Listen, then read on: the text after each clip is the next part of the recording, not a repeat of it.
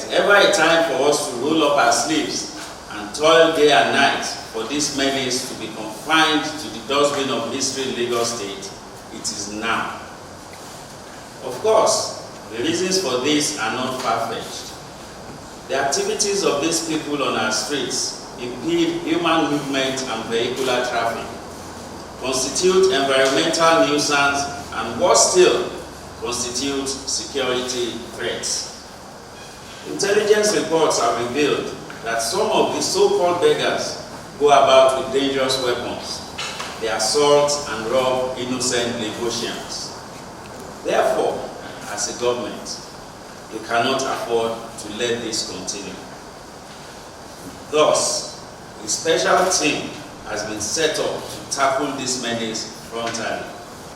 The task we are undertaking is not only to sanitize our society, but also to restore the dignity of this set of people who have been sent onto the streets for arms begging and hawking.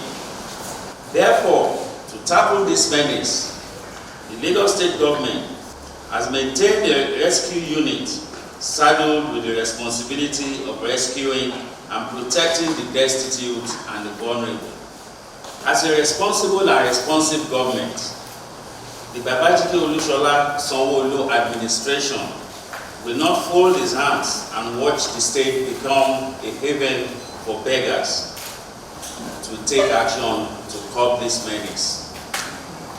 Street begging is a social vice that we cannot afford to watch attain uncontrollable level before we act. Otherwise, all the good plans and programs to transform our state would be adversely affected. The same goes for street hawking.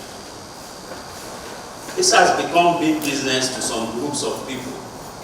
Our investigation revealed that beggars and hawkers, children and adults, are transported regularly from other parts of the country to Lagos with the sole aim of doing this odious business that demeans humanity and abuses innocence in the case of children.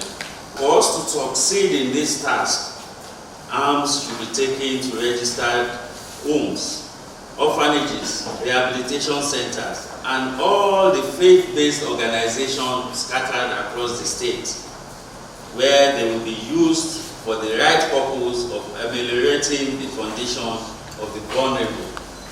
Hence, we solicit the support of our various community, religious, and traditional leaders, as well as political leaders at various levels. Of course, our gentlemen of the press in the area of advocacy and enlightenment. All hands must be on deck to discourage this inhuman culture of street begging and hawking, which has the capacity to adversely affect the well-being of Lagosians. It is our responsibility,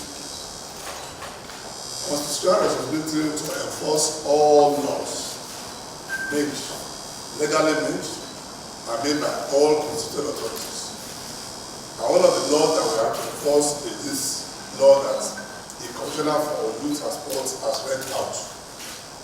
Construction going on in Lagos, big construction, and definitely this leads to traffic congestion. It's a price we need to pay for infrastructure development and a better living environment. And some couple of people have seized that opportunity of that traveling now to be attacking, pretending as if they are begging for arms, pretending as if they are selling. We have so many times arrested people based on wheelchair with dangerous weapons and with which they are coming in traffic. So if we are able to collaborate with the state governments and take all these miscreants who are not supposed to be off the book, then members of the public will have a bit of relief.